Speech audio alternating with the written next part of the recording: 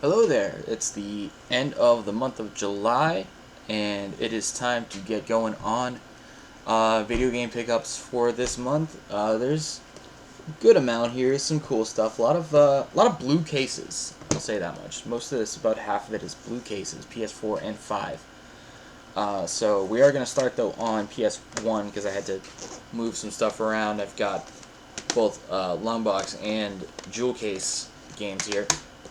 Starting off with this long box game, bases loaded 96 double header.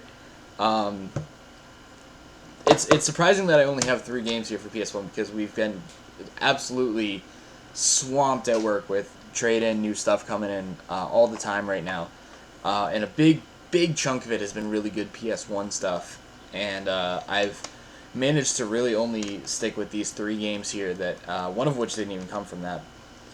But I've a lot of long box stuff in there, and I've really changed my attitude on long box. Not because I want long box stuff, but because it is an interesting thing to have. I have a small long box collection of, I think it's 6 games now. Some of which are better than others. And I actually played them all the other day.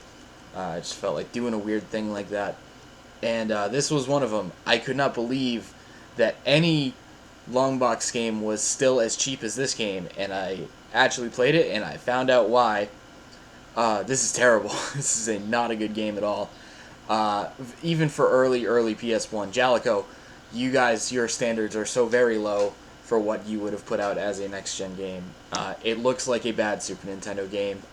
Bases Loaded has never been top tier for baseball, and this was not bringing it any closer. I was not happy, but it was under $10 for a really good condition long box game, so it was worth a try. This was actually more of a gamble to get a long box game. I bought this for under $5 because I was thinking to myself, I'm like, oh, I've got NHL Face Off in that long box, and I would be kind of into getting this in a long box, but I wouldn't mind also if it was in a jewel case, if it's nice, and it did come in really nice. But I kind of pulled the trigger on taking a chance on Declutter, because it's just going off the barcode, and they've got the same barcodes. I was like, if I pay this much, if I pay like $4.50 for this, and it's in a jewel case, I won't be mad. But I could get a long box, which is worth 3 times that. It's like a $15 long box. So it didn't come in a long box, but that is fine. This is a nice Sony first party, sort of interesting early sports games that they were making because they didn't have EA yet. And I will give that a try. I actually have heard that it's not bad, and they actually sold really well with that franchise going forward. Um, Given that I've been not that great, not that happy with Madden on like the 64 from the late 90s, I would actually give this a try and be like, wonder if they had anything going for them that would be a little bit better. And then this actually, like, not crappy, cheap sports games. This is really good stuff. I basically bought a game for my pet bearded dragon because this is Warpath Jurassic Park, a game where the dinosaurs fight each other. And it's not great or amazing or anything like that, but I've actually wanted this for a while. It's dinosaurs fighting. Next, couple of PC games. These are all vaguely horror-themed PC games. The one that spurred me on for this, Frankenstein, Through the Eyes of the Monster, a FMV-heavy cinematic adventure game starring Tim Curry.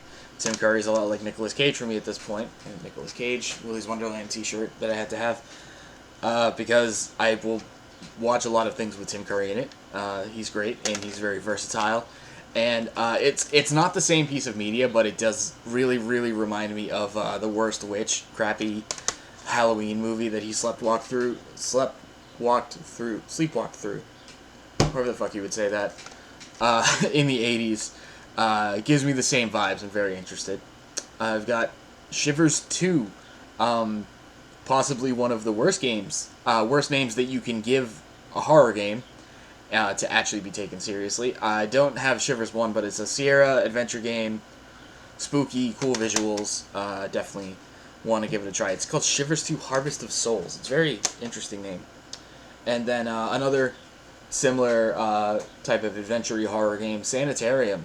It's actually my friend recommended this to me, so worth picking up those horror PC games from the 90s. I'm always gonna be interested in that. We've got some Switch.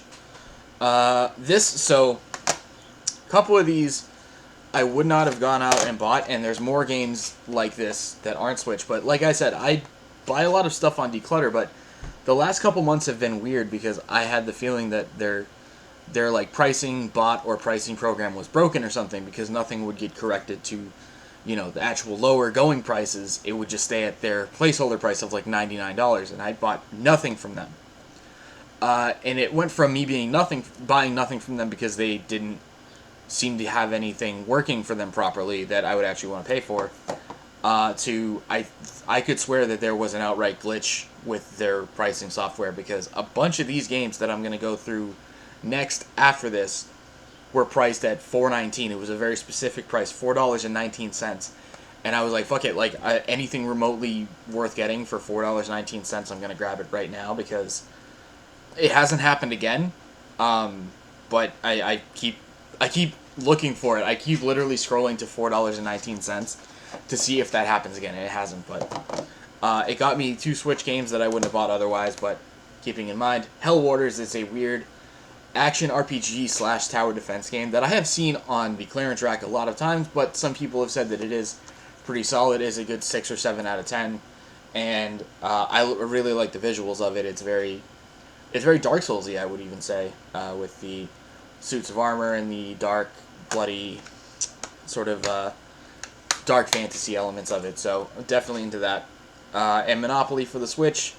Monopoly's not amazing, but it's for a couple bucks to have the variety of boards that it keeps saying. Everywhere I look, it says 3 3D boards, and I don't actually know which ones they are. But I will give it a shot, because if they do anything sort of like the Streets or anything different with it, I would be interested.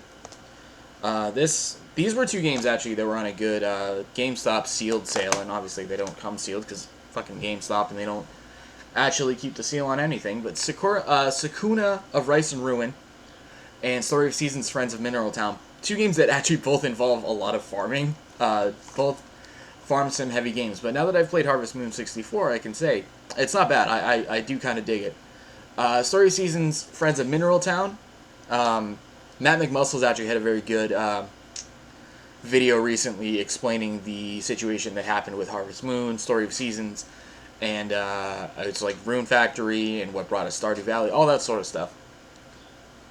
And I'm actually really surprised that Story of Seasons, when Marvelous split from them, that they continue to be allowed to use the Mineral Town name, which is a name on a lot of older Harvest Moons. But this is supposed to be really good. Story of Seasons has what's supposed to be the better games of that style now that they've split into 2 distinct but similar series. And Sakuna of Rice and Ruin is a game that I saw on clearance racks a whole bunch, just like Hell Waters. But like my friend told me that it's actually fantastic. It's a mix of more like platforming and farm simulation. You go out and you gather stuff and you forage, and then you come back and you run your farm. It's kind of cool. And he said it's actually very, very good. So had to overcome that thought. He said he had the same thing too, that he would see it, go on sale all the time. And there's a big collector's edition for it that would go on sale for like $50. And you go, okay, so the game must not be very good, but he assured me that it actually really is. He tried it. He really liked it. And then we've got 2 retro-y remake type games. We got Pocky and Rocky Reshrined, which I was worried for a while that I wasn't going to get my hands on, even though I pre-ordered it. Amazon, what's the point of doing pre-orders if you're not going to provide them to me? And, I mean, even if you blame, Natsume, or you blame, I think it's BBI or somebody. I don't actually know who's responsible for the printing of this game, but my point being that, like, god damn it, you pre-order it, you're supposed to make that many. It got delayed for like 2 weeks, but I eventually got it. Pocky and Rocky Reshrined, top-down shooter with cutesy visuals with the raccoon and all that stuff. Very cool game that's very expensive on the Super Nintendo, so we'd be glad. Natsume published it. I'm very happy with the way that they did Wild Guns. So they did Wild Guns Reloaded, and they did Pocky and Rocky Reshrined. So that level of additional content is more what I'm looking for from this. And we have the Klonoa, the Fantasy Reverie? It's not in fucking English anywhere on here because I'm stupid. I ordered it as soon as I had the chance to off of PlayAsia, and I got the Japanese version, find out that there's a European version. But no, of course we can't have a US physical of this. Why should we? It's only a game that goes for hundreds of dollars here in its original version. But yeah, Klonoa, looking forward to it. I sold my Wii remake of Klonoa and my PS2 Klonoa 2 that I had gotten years ago for very, very cheap when that series, those remakes and those versions were not expensive, and everything about this series is expensive now. So this is a must-have. If you have any interest in that game, you can buy it digital here, or you can buy it on PlayAsia. But you can't just make a Pocky and Rocky Reshrined for Klonoa. You gotta go on PlayAsia and order it. I don't understand. But anyway, we got one PS2 game, the Red Star run and gun action based on a graphic novel, actually. And I constantly confuse this with Ring of Red. It's not Ring of Red. Ring of Red is a tactical game that I do want as well because it looks super cool. But this is a run and gun game. You'd probably give it a pass because it's published by XS, but I have heard a lot of good talk about this game as a serious 3D run and gun beat 'em up classic arcadey game. Good stuff. I'm not the type to anymore be like, oh, I need all the VHSs. I need all the promotional VHSs that Nintendo sent out in the 90s. But this one is specifically about Star Fox 64, so I kind of had to have it because it is part of a Star Fox 64 collection that, like, you know, it's my favorite game. It's not expensive. You can watch all these videos on YouTube as well, and I watched this, and it's actually fucking hilarious. It's so like weird, over the top. It's clearly done by like Nintendo of America and Nintendo Power because it has that sort of wacky 90s kiddie humor. It's not kiddie humor, but it's very silly. Like they all act like klutzes on like a Power Rangers episode or some shit. It's very much like that. I definitely recommend watching some of those videos. This is nothing special. This is SeaBlade. I just liked it because I've seen this all the time with the funky looking ships and everything on it. It's supposed to be average, but cool original Xbox exclusive that you don't see talked about much. Just another 419 Assassin's Creed Origins. The Egypt setting is interesting to me, but my one experience starting Assassin's Creed 2 and I think a little bit Assassin's Creed 3, I just never want to take the plunge into an actual Assassin's Creed game, even if they're not like those older ones. And I've got Black Flag, Origins, Odyssey. I don't know if I have Odyssey. I am interested in Odyssey because of the setting. And Valhalla. I have all of those. I don't know if I have Odyssey, but I might. And I just, I don't do it. I don't start playing them because if they were any other game that could be exactly the same and not have the Assassin's Creed name on them, I would probably have played 2 of 4 of those games already. But, the Assassin's Creed thing being, I don't really like that series, but I'm into the game not being like that series, which is what they supposedly are. I said that in a weird, confusing way, but, Egypt, running around Egypt is so, oh, I want to do that, but it's Assassin's Creed, so maybe I won't like it, I don't know. And then Ari and the Story of Seasons, another 419. This is published by Modus, who have published some absolute garbage, but this looks okay. If it's as good as Poi, or Poi Explorer, yeah, for the Switch that I played way back in the first year of the Switch, I'd say it was a good purchase, because I did like that game, even though it was a little bit too simple. That's kind of what I'm expecting here. Alright. We've got one other thing, just a nice... really, really crisp copy of NBA Showdown for the Super, which I got for $6. So yeah, just very, very happy to have a box that looks this good. And then we've got the PS4.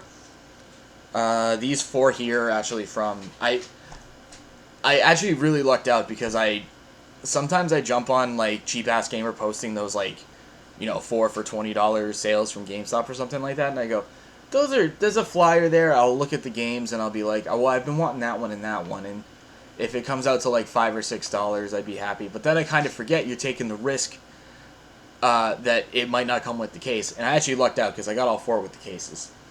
But the key for me was Metro Exodus, because I've been kind of holding out for a PS5 version, but I also really wanted to play Metro Exodus.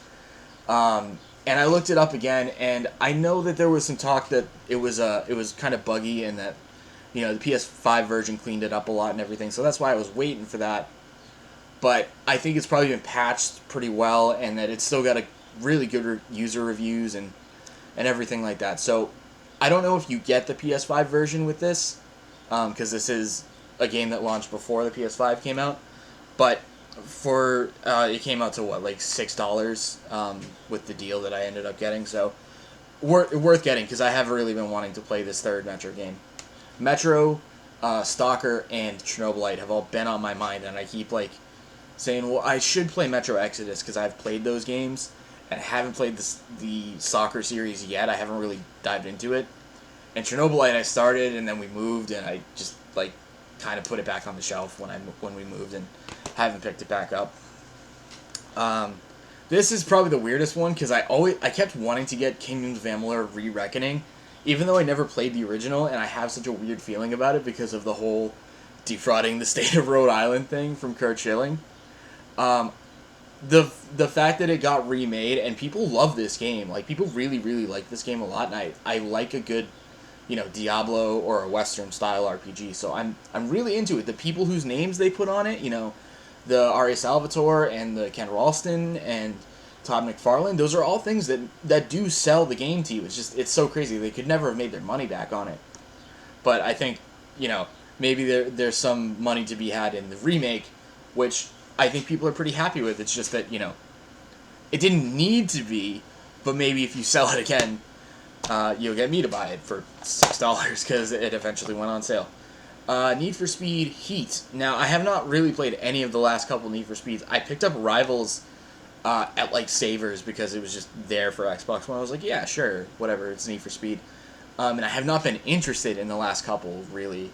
But Need for Speed Heat has been a different story. I know it's still made by Ghost. You can see the logo right here. It's still made by the same people, but it's just got that pink and neon vibe of it. I've actually been a little bit interested because I'd much rather have any game that has that sort of visual style or that sort of flair to it than the gritty, realistic. That's why I never even really wanted to play Most Wanted 2005 or anything, as much as people seem to like those, or Rivals or 2015 or Payback. None of those have a style that really appeals to me, but this one really does.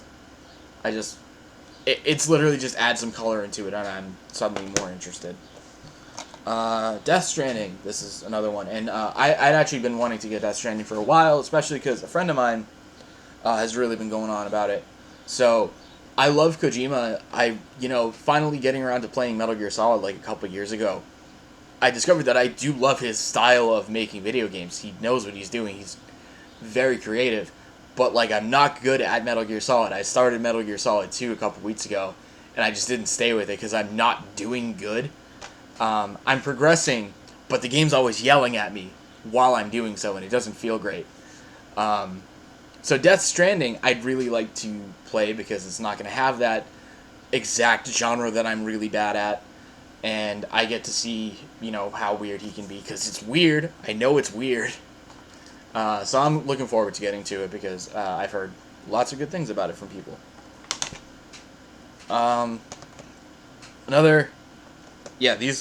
These next three, these were all $4.19, and there were some, I swear to God, there were PS5 games that were $4.19. We're going to get there. Couldn't believe it. It was a glitch. It was some kind of glitch with Declutter's pricing that they've since fixed, I think. But We Happy Few, I always kind of didn't want to play this because it looked like the worst ripoff of BioShock, and I love BioShock, and I hold it way too near and dear to me to, see somebody bastardize it. But in the couple years since this has been out, I've seen a lot more positive things about it for not being completely a copy, but not completely being its own thing. It does some things fairly original, so it definitely would be worth a shot for a couple bucks. but it was going to be like no more than that. I couldn't have really paid that much attention to it for, you know, if it was like more than $10, you know. This is I hear talking about how bad I am at stealth games and saying, oh, I can't play Metal Gear Solid because I'm so bad at stealth games. And literally a game that's all stealth, Stealth Inc., a Clone in the Dark Ultimate Edition, which I think this was a resale version. This wasn't limited run, even though it has a limited run name on it. This is a game that was picked up by Curve, and it's a series that's been around for a few years now, and it's had DLC and it's had ports and remakes and stuff. And it's supposed to be really good. Very indie-rific little stealth platformer game that is definitely worth picking up because Curve knows what they're doing when they pick up those games from limited run. I've got a couple games with that label on them, so definitely into that. Banner Saga Trilogy. The only reason I never picked this up for Switch, I think, is because it had that big download banner on the cover. Tactical RPG, which I've learned recently I can do, to some extent at least. But it's all about like legit like Viking lore and stuff. Music is supposed to be fantastic. Art style looks beautiful. Really, really happy to grab this.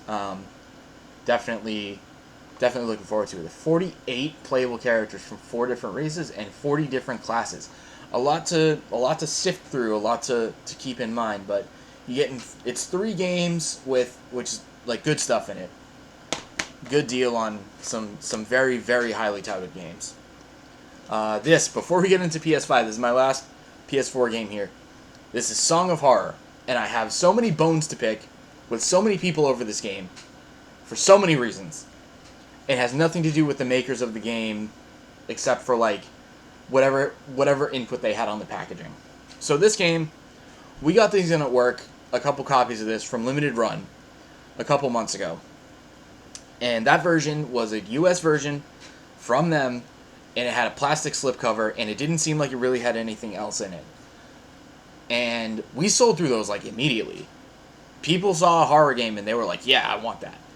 And I looked at it, and I have this thing about horror games that goes back a couple years to, you know, Bendy and the Ink Machine and Kolot, and I bring it up all the time when I buy newer horror games.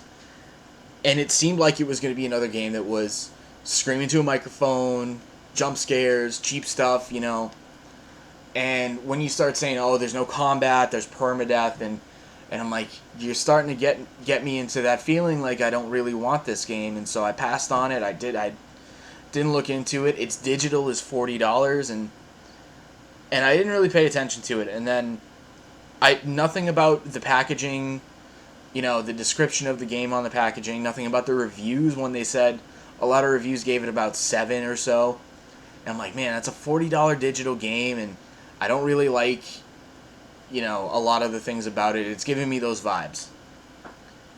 And then I watched Avalanche Reviews, his series of videos where he goes through every modern Resident Evil clone. I had watched all 9 hours of his every Resident Evil clone from the retro stuff. Now I watched all his stuff on modern Resident Evil clones because there's so many of them. And Song of Horror was a game he talked about. And he talked about this and mentioned features and mentioned things about this game that nobody in their reviews, in the packaging, anything like that. He talked about how important the characters are. He talked about the setting. He talked about the semi-randomized version of it, but it's not a roguelike. It's just that, you know, sometimes they're giving you different experiences with different characters, and sometimes you'll see stuff with one character, and sometimes that stuff might not happen with that character on your playthrough, but other people will see it. So it's semi-random when it happens. It's semi-tied to the specific characters. It's got atmosphere. It's got clearly made with a lot of care for the sort of, not the source material, but the inspiration behind it with the Lovecraftian stuff and the classic Gothic horror writers and a lot of stuff like that. And I'm like, ooh, that looks great. I'm sorry that I passed on it when we had it in the store, but people really ate it up, and maybe they were right to do so. So I go and I look on eBay, because eBay is always the first place. I'm like, man, what's that survival horror game from Limited Run going for now? It's going for like $70, that copy that they put out. I'm like, oh shit, okay, I don't really want to buy that. What's the digital? When does it go on sale? It doesn't really go on sale that much, except if you're doing the PC, which was what it was originally intended for. Prime people get it for free, but I still don't really care because my computer's not going to be able to run this game anyway. Not the one I'm recording on here, and certainly not my Mac, if it even runs on Mac.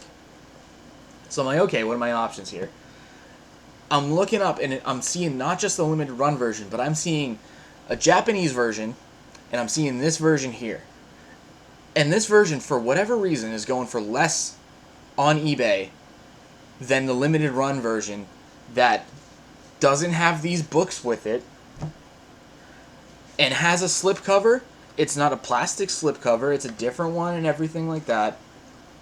But I'm like, that's weird. Why is that going for so much less?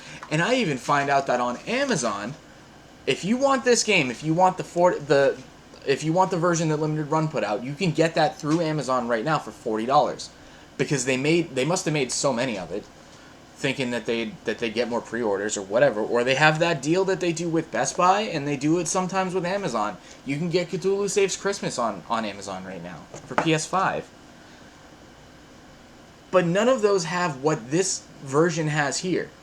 So I'm faced with the decision that I could pay $40 for the limited run version with that slipcover and really nothing else, or I can buy this European Deluxe Edition.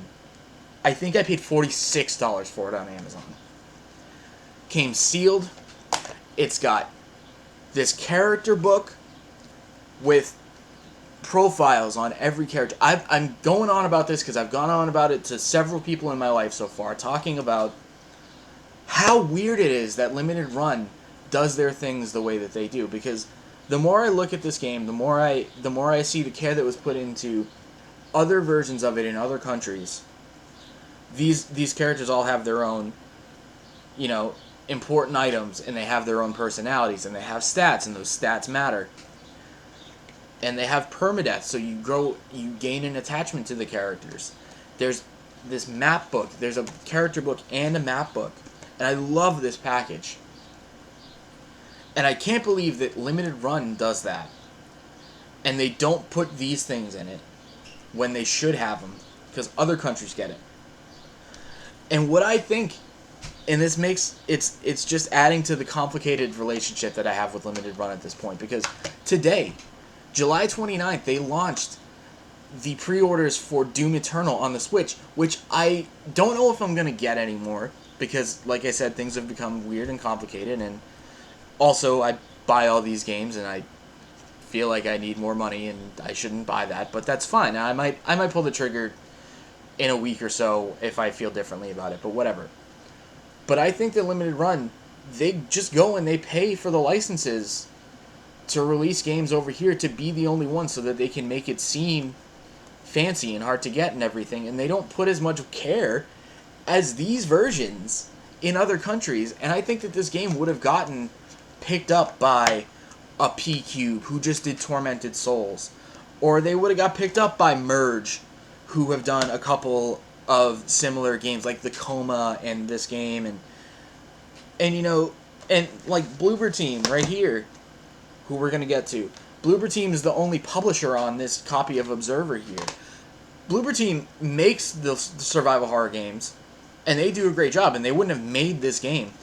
But I think that Song of Horror is a game that would have gotten a retail release, but I think Limited Run jumped on it and said, we want to be the ones that carry it. And then the versions that other countries got are better.